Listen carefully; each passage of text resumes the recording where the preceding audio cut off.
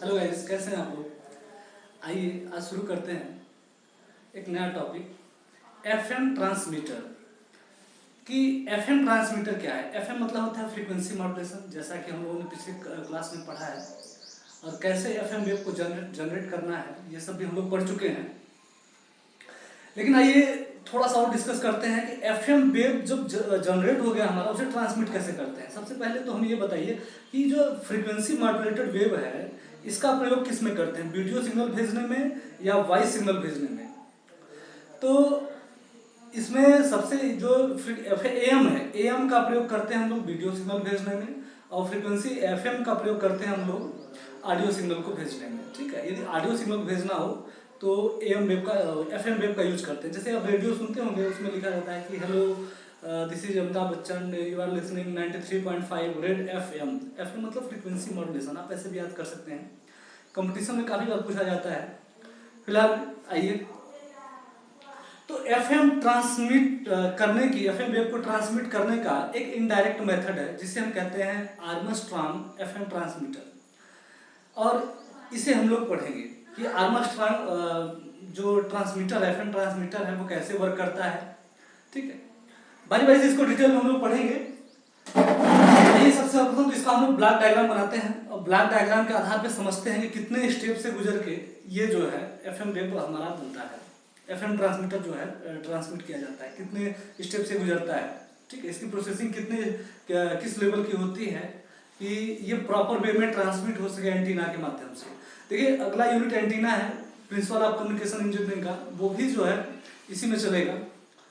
ये डिप्लोमा का पाठ्यक्रम चल रहा है उत्तर प्रदेश गवर्नमेंट पॉलिटेक्निक में जो है चलता है, इलेक्ट्रॉनिक्स ब्रांच में, प्रिंसिपल ऑफ कम्युनिकेशन इंजीनियरिंग। उसका ये एफएम ट्रांसमीटर है। लगभग ये एंड ही हो रहा है, इसके पहले सारे टॉपिक खत्म हो चुके हैं।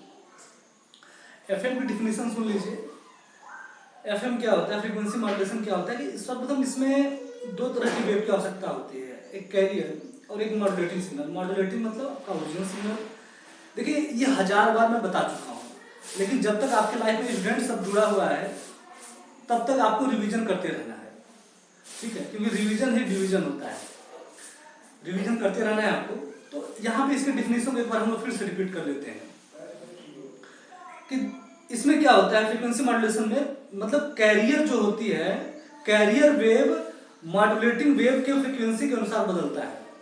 ठीक है, तो एफएम क्या है, कैरियर वेव जो होता है वो मॉड्यूलेटिंग सिग्नल के फ्रीक्वेंसी के अनुसार कैरियर की फ्रीक्वेंसी चेंज होती है। सॉरी, तो ये एफएम है। मतलब एएम क्या है, जब कैरियर का एम्पलीट्यूड मॉड्यूलेटिंग सिग्नल के एम्पलीट्यूड के अनुसार बदले तो एम्पलीट्यूड मॉड्यूलेटेड वेव कहा जाता है। जब कैरियर की फ्रीक्वेंसी मॉड्यूलेटिंग सिग्नल की फ्रीक्वेंसी के अनुसार बदले तो उसे फ्रीक्वेंसी मॉड्यूलेशन कहा जाता है। जब कैरियर का फेज मॉड्यूलेटिंग सिग्नल के फेज के अनुसार बदले तो उसे फेज मॉड्यूलेशन कहा जाता है। ठीक है, बाकी और भी डिजिटल मॉड्यूलेशन टेक्निक है, पल्स विड्थ मॉड्यूलेशन है, पल्स कोड मॉड्यूलेशन है, इसका भी डिस्कस बहुत डिटेल में डिस्कस हो चुका है इस पर क्लासरूम में। फिलहाल मैं, यदि आप लोगों की इच्छा हुई कमेंट बॉक्स में लिखकर बताएंगे तो मैं उस सब पे भी वीडियो बना दूंगा, कैसे हम लोग पल्स कोड मॉड्यूलेशन वेव को जनरेट करते हैं, पीसीएम वेव को जनरेट करते हैं। और भी काफ़ी टॉपिक हैं। स्टार्टिंग के जो टॉपिक है एएम वेव का जो इक्वेशन है, पावर के जो है मतलब उसमें सेंस में जो इसका इक्वेशन है एएम वेव का, वो भी सबका मैं वीडियो बना दूंगा। लेकिन फिलहाल आइए आर्मस्ट्रांग एफएम ट्रांसमीटर को देखते हैं ये कैसे कार्य करता है। सर्वप्रथम हम लोग पढ़ रहे हैं एफएम ट्रांसमीटर।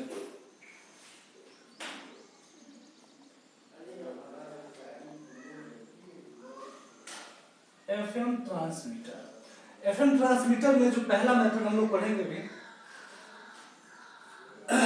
वो है आर्मस्ट्रांग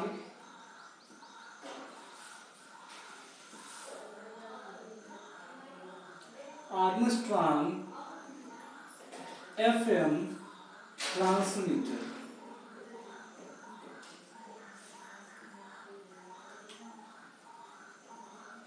आर्मस्ट्रांग एफएम ट्रांसमीटर, इसके बारे में कुछ बेसिक बातें समझ लेते हैं।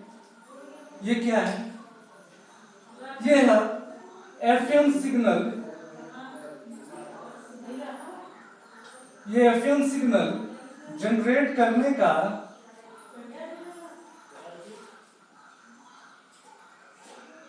करने का इनडायरेक्ट मेथड है।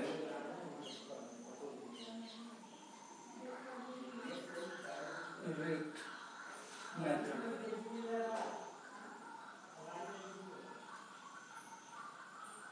दिख रहा है?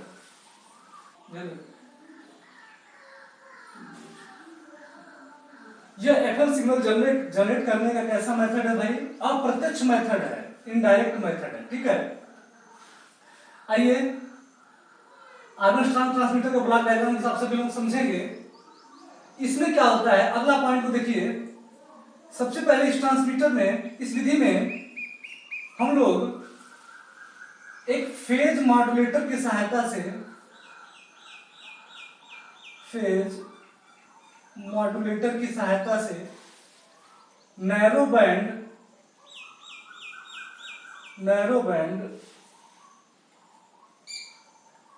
फेज मॉड्यूलेशन की सहायता, दिख रहा है, नैरो बैंड एफएम प्राप्त करते हैं।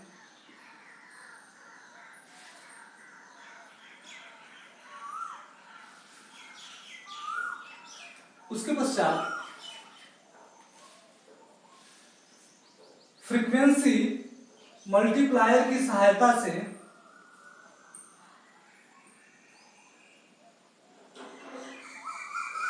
फ्रीक्वेंसी मल्टीप्लायर की सहायता से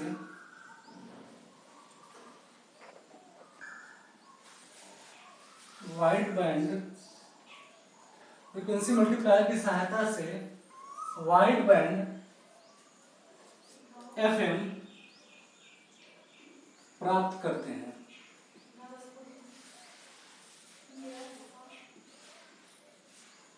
वाइड बैंड एफएम प्राप्त करते हैं। ठीक है, ये 3 पॉइंट है इसके बारे में महत्वपूर्ण। ठीक है, अब आइए इसमें सबसे पहले एक फेज मॉड्यूलेटर का प्रयोग करते हैं। फेज मॉड्यूलेटर क्या होता है? The process of superimposing audio frequency signal on the radio frequency signal are called modulation. मतलब जब कैरियर के ऊपर हम अपने बेस बैंड या मॉड्यूलेटिंग या ऑडियो सिग्नल को जब हम सुपर इम्पोज करते हैं, चढ़ाते हैं, ठीक है, सुपर इम्पोज को हिंदी में कहते हैं आच्छादित करना। ठीक है, तो उसे जो है मॉड्यूलेशन कहा जाता है। विभिन्न प्रकार के मॉड्यूलेशन टेक्निक है, सबको मैं क्लासरूम में पढ़ा चुका हूँ, कुछ का वीडियो भी बना दिया हूँ। यदि जिसको जो भी समझना हो टॉपिक एकदम डिटेल में क्लियर आप लोग हमें बताइए कमेंट बॉक्स में, फोन के माध्यम से। जो हमारे कॉलेज के बच्चे हैं वो हमें सीधे जो है कांटेक्ट कर सकते हैं, व्हाट्सएप ग्रुप बना हुआ है, और या कमेंट बॉक्स में लिखकर बता दीजिए कि मैं उस पर डिटेल वीडियो बना दूँ। क्योंकि काफ़ी बच्चे हमसे ये कह रहे थे कि सर स्टार्टिंग में जो है जो आपने एम का जो इक्वेशन कराया था वो हम लोग क्लास अटेंड नहीं कर पाए, तो उसको बना दीजिए, नहीं समझ में आ रहा है। कुछ बच्चे एफएम जनरेशन के बारे में कह रहे हैं, उसका बना दीजिए।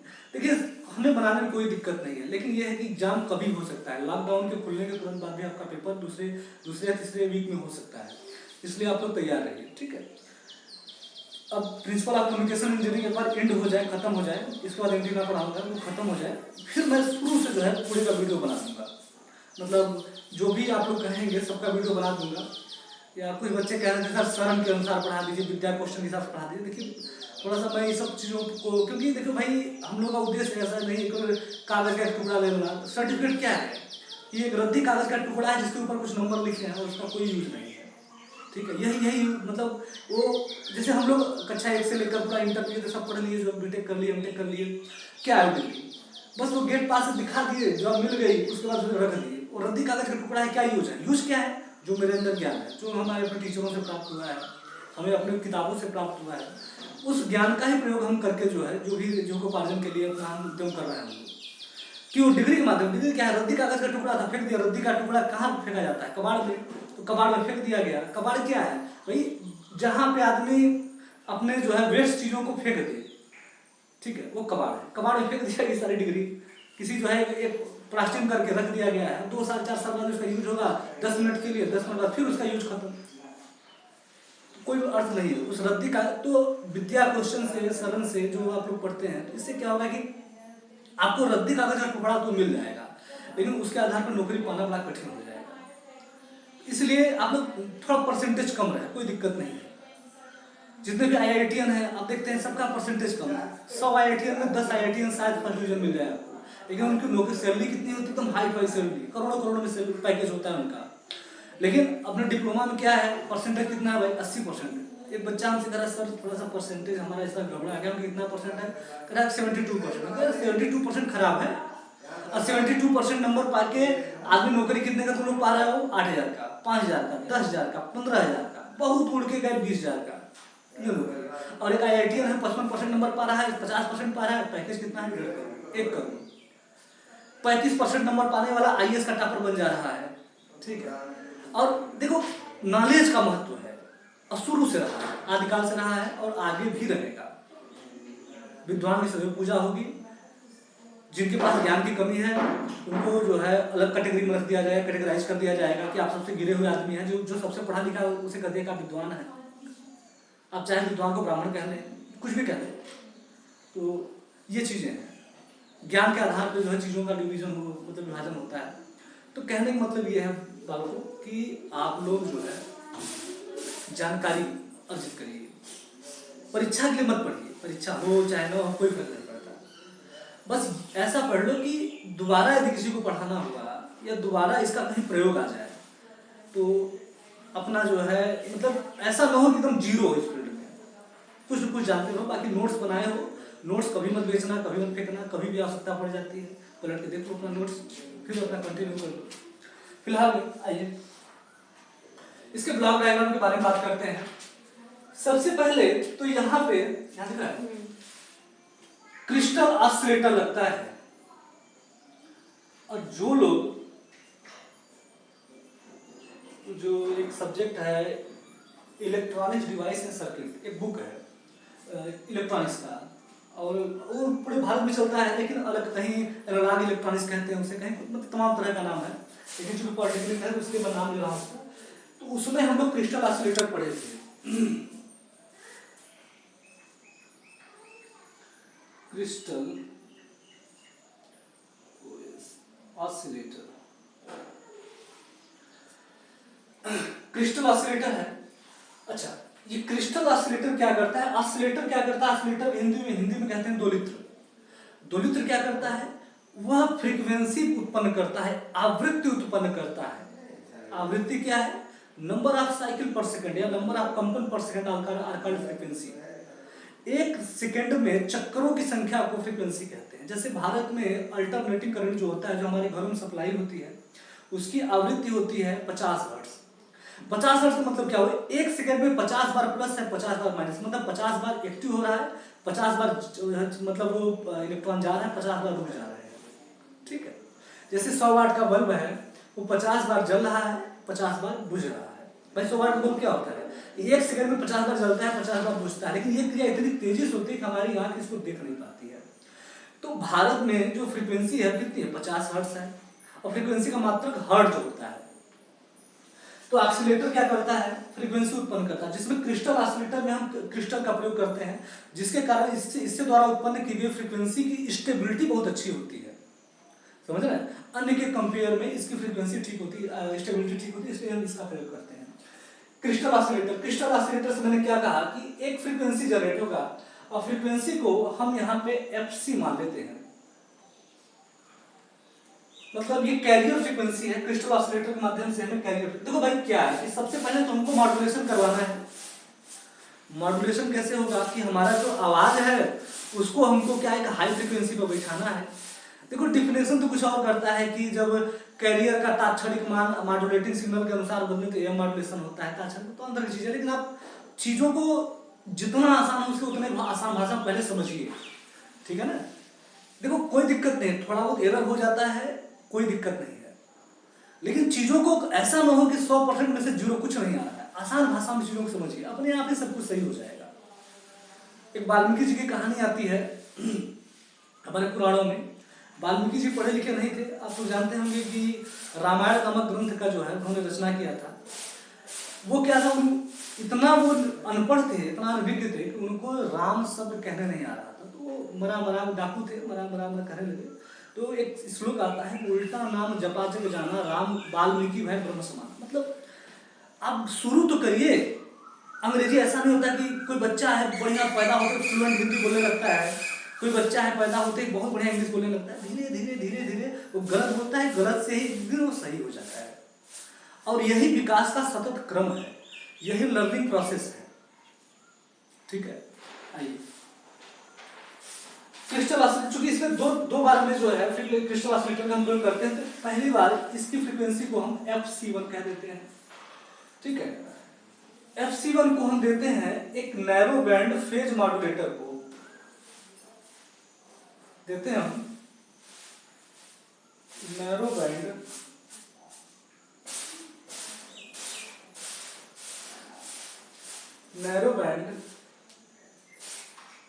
फेज मॉड्यूलेटर को देते हैं। बाकी मैं डिस्कस मैं करूंगा इस पे कि क्या क्या कार्य कैसे करता है, या आपको समझना हो तो समझते चलिए साथ साथ क्या मतलब उसका, मैं बाद में लिख दूंगा कि क्रिस्टल ऑसिलेटर क्या करता है भाई। क्रिस्टल ऑसिलेटर मतलब ये हाई फ्रीक्वेंसी को जनरेट करता है कि फ्रीक्वेंसी स्टेबिलिटी अच्छी होती है। या आप लोग ब्लॉक डायग्राम देख लीजिए, उसके बाद मैं जो है बारी बारी से समझा दूंगा, क्योंकि ऐसे था फ्लो नहीं बन पाएगा। नैरो बैंड फेज मॉड्यूलेटर है, और इस नैरो बैंड फेज मॉड्यूलेटर में क्या होता है कि यहां से हम जो है एक इंटीग्रेटर की सहायता से मॉड्यूलेटिंग सिग्नल देते हैं। एक इंटीग्रेटर है, आप लोग पढ़े होंगे, ओपैम्प जब पढ़ रहे होंगे उसमें इंटीग्रेटर मतलब ये IC होती है। इसके बारे में डिटेल में एनालॉग कम्युनिकेशन, एनालॉग इलेक्ट्रॉनिक्स आप लोग पढ़े होंगे। इंटीग्रेटर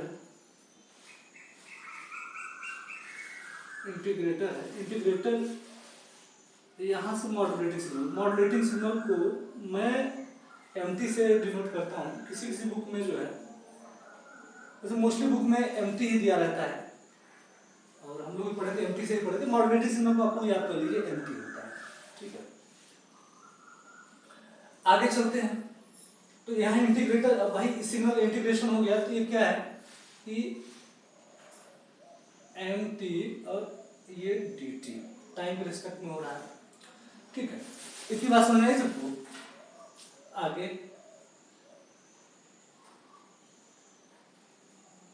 यहाँ पे एक फ्रीक्वेंसी मल्टीप्लायर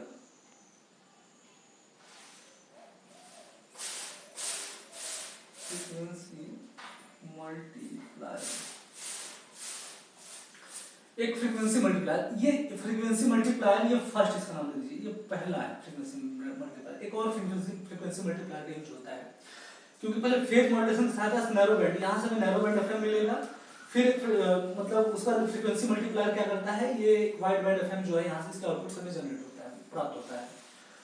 इन सबको इसके आउटपुट को एक हम मिक्सर को देते हैं।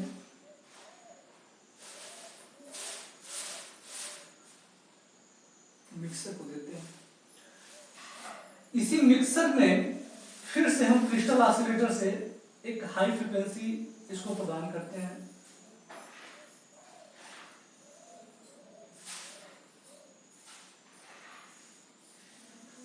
क्रिस्टल ऑसिलेटर को ये भी है आपका FC2। मिक्सर के आउटपुट को फ्रीक्वेंसी मल्टीप्लायर 2 को देते हैं।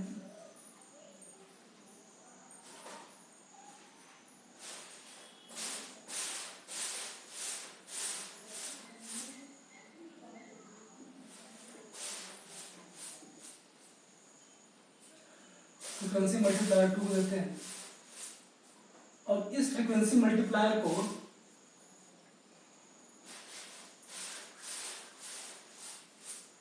RF एम्पलीफायर को देते हैं। इसके फ्रीक्वेंसी मल्टीप्लायर के आउटपुट को रेडियो फ्रीक्वेंसी एम्पलीफायर को देते हैं, और RF के बाद एंटीना लगा होता है, इस एंटीना के माध्यम से इस वेव को हम ट्रांसमिट कर देते हैं। ठीक है, इसका आप स्क्रीनशॉट ले लीजिए। आइए देखते हैं इसमें जो कपड़ा निकाल। आइए अब इसको, इस सारे ब्लॉक डायग्राम को बारी बारी समझते हैं कि सारे ब्लॉक है, इनका काम क्या है। यहाँ हटा देता हूँ।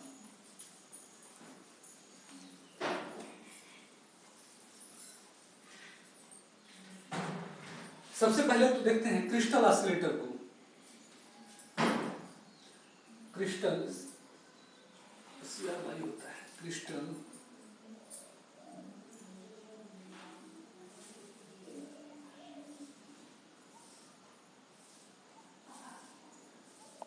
Crystal oscillator. इसका क्या कार्य है? जैसा मैंने बताया कि क्रिस्टल ऑसिलेटर का प्रयोग हाई फ्रीक्वेंसी की सहायता से या हाई फ्रीक्वेंसी की स्टेबल कैरियर सिग्नल उत्पन्न करने के लिए किया जाता है।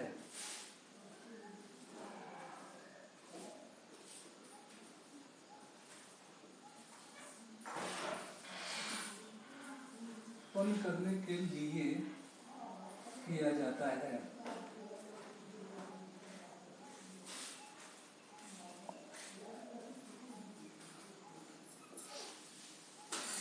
क्रिस्टल ऑसिलेटर्स क्या करते हैं कि हाई फ्रीक्वेंसी का स्टेबल कैरियर सिग्नल उत्पन्न करते हैं। उसके बाद नैरो बैंड फेज मॉड्यूलेटर, इसका क्या कार्य है? Narrow band PM, phase modulator को पीएम लिख देता हूं, नैरो बैंड पीएम। देखो इसमें क्या होता है कि यहाँ ब्लॉक डायग्राम में देखिए आप लोग कि जो इसका जो क्रिस्टल का जो आउटपुट है, जो हाई फ्रीक्वेंसी का कैरियर सिग्नल एफसी जनरेट हुआ, वो नैरो बैंड में गया, और यहाँ जो मॉड्यूलेटिंग सिग्नल है ये भी कहाँ गया? नैरो बैंड में। और यहाँ से क्या होता है कि कैरियर और मॉड्यूलेटिंग सिग्नल जब यहाँ पे मिला, इंटीग्रेशन हुआ। आप लोगों को एफएम का जो है याद होगा कि वहाँ पे हम इंटीग्रेटेड मॉड्यूलेटिंग वेव का उपयोग करते थे। तो ये मॉड्यूलेटिंग सिग्नल इंटीग्रेटेड है। आप लोग एफएम वाला एफएम का जो मैंने पढ़ाया था, जो डेरिवेशन कराया था, वो देख लेंगे तो ज़्यादा क्लियर हो जाएगा आपका कॉन्सेप्ट ये। तो दोनों क्या होता है कि दोनों आके यहाँ पे मिक्स होता है, इसका मॉड्यूलेशन होता है, और इसकी जो फ्रीक्वेंसी होती है मॉड्यूलेटिंग सिग्नल के अनुसार यहाँ पे चेंज होती है। मतलब यहाँ पे क्या होता है कि नैरो बैंड का बैंड फेज मॉड्यूलेटर, यहाँ पे दोनों का मॉड्यूलेशन प्रक्रिया होती है, एक लाइन में कहा जाए तो यहाँ पे क्या है,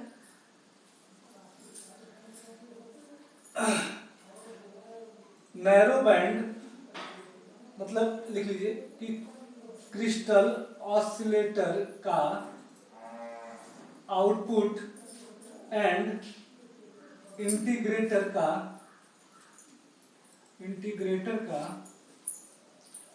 आउटपुट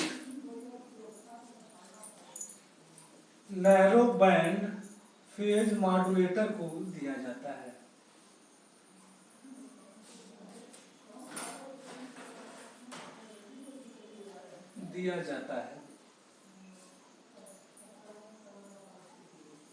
ठीक है।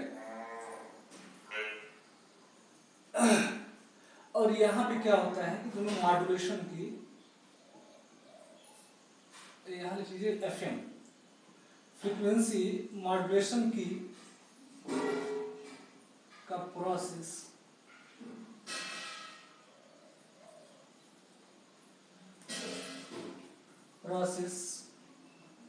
कंप्लीट होता है।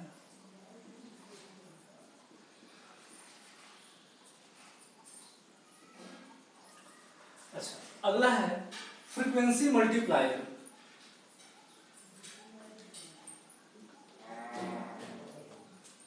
फ्रीक्वेंसी मल्टीप्लायर कैपिटल लिख दें, हमारे कैपिटल लिख दें।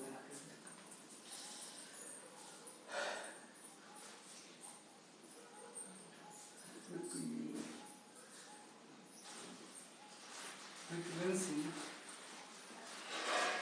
मल्टीप्लायर।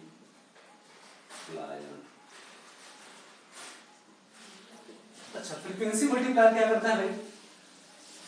जब नैरो बैंड फेज मॉड्यूलेटर से ये जो नैरो बैंड फेज मॉड्यूलेटर के आउटपुट को, सॉरी हाँ, ये जो आउटपुट है नैरो बैंड फेज मॉड्यूलेटर का आउटपुट ये फ्रीक्वेंसी मल्टीप्लायर को दिया जाता है।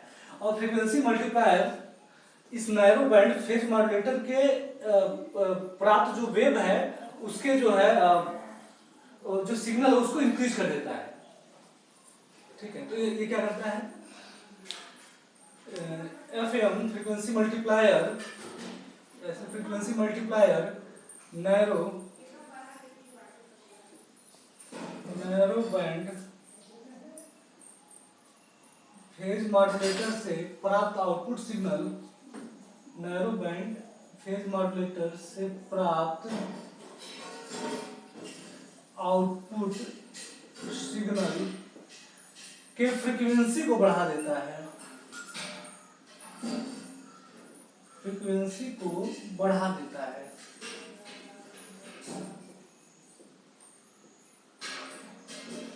ठीक है, आगे देखिए मिक्सर।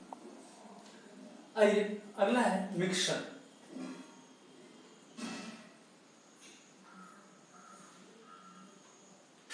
अब यहाँ पे मिक्सर का क्या कार्य है, यहाँ देखिए कि फ्रीक्वेंसी मल्टीप्लायर का आउटपुट मतलब बढ़ी हुई फ्रीक्वेंसी यहाँ पे देख लेंगे आप लोग, और एक क्रिस्टल ऑसिलेटर्स जो ये मतलब ये जो हमने फ्रीक्वेंसी पुनः जनरेट किया, high frequency stable high frequency generate किया, दोनों को ये दोनों इस मिक्सर में जाते हैं। ठीक है, और यहाँ पे क्या होता है, अभी देखिए अभी नैरो बैंड या फेज मॉडल जो भी प्रक्रिया हो रही है नैरो बैंड में हो रही है। ठीक है, तो सबसे पहले तो पहला पॉइंट ये लिख लीजिए कि जो फ्रीक्वेंसी मल्टीप्लायर है, फ्रीक्वेंसी मक्स लिख देते हैं, जो फ्रीक्वेंसी मल्टीप्लायर है एंड क्रिस्टल ऑसिलेटर दोनों के आउटपुट को मिक्सर को दिया जाता है, दोनों के आउटपुट को मिक्सर को दिया जाता है।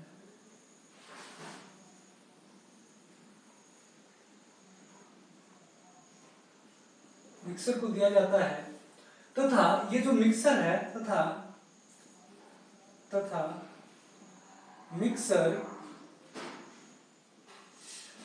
मिक्सर द्वारा नैरो बैंड फेज मॉड्यूलेटर को वाइड बैंड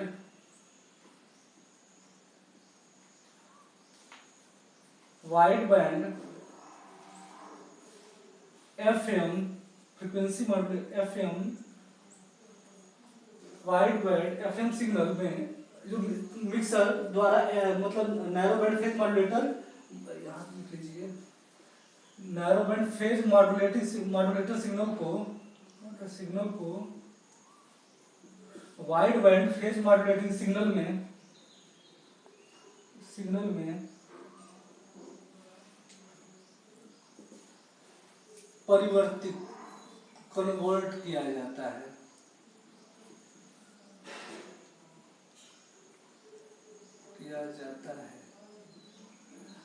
अब देखिए इसके आगे क्या होता है कि पुनः हम इसे फ्रीक्वेंसी, चूंकि इसकी फ्रीक्वेंसी क्या होती है, यहाँ ये प्रोसेस होते होते फिर इसका जो है फ्रीक्वेंसी कम हो जाता है, हमें जो है चूंकि ट्रांसमिट करना है वेव को, तो पुनः फ्रीक्वेंसी मल्टीप्लायर लगाते हैं, और आप जानते हैं फ्रीक्वेंसी मल्टीप्लायर क्या करता है, सिग्नल की फ्रीक्वेंसी को बढ़ा देता है। ठीक है, तो इसके आउटपुट को हम RF एम्पलीफायर करते हैं, रेडियो फ्रीक्वेंसी एम्पलीफायर है, और रेडियो फ्रीक्वेंसी एम्पलीफायर क्या करता है, जो हमारा FM सिग्नल है उसकी फ्रीक्वेंसी के एम्पलीट्यूड को पुनः बढ़ा देता है। ठीक है, मतलब उसके एम्पलीट्यूड को बढ़ते ही ये क्या होता है, सिग्नल हमारा मोस्ट पावरफुल हो जाता है, और उसके बाद पुनः ये एंटीना में आता है, एंटीना से यह सिग्नल वातावरण में रेडिएट हो जाता है। ठीक है, तो ये आर्मस्ट्रांग मेथड था फ्रीक्वेंसी मॉड्यूलेटेड वेव को ट्रांसमिट करने का। आई होप आप लोगों को ये टॉपिक समझ में आया होगा। कोई भी दिक्कत, कोई भी परेशानी हो तो आप कमेंट बॉक्स में लिखकर बताइए, और जो कॉलेज के बच्चे हमारे हैं वो सीधे हमसे कांटेक्ट भी कर सकते हैं। ठीक है, व्हाट्सएप के माध्यम से ग्रुप बना हुआ है। ठीक, okay, thank you so much.